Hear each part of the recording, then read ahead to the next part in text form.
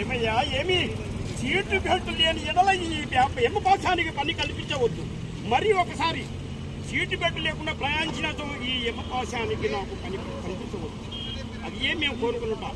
నువ్వు చేమకో ఇల్లు చేరుము, అది ఏ మాకు బెల్ట్ పెట్టుకో.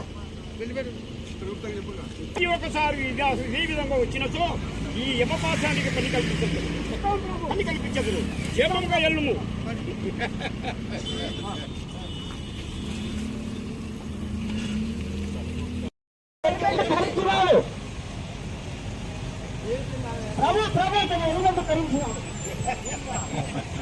ఏముందా మీరు హెల్మెట్ ధరించి ఇంటి చేరవలసిందిగా కోరుతున్నాము. ఆమె కూడా హెల్మెట్ పెట్టుకోవాల్సింది. మీరు క్షేమంగా ఇల్లు చేరుము.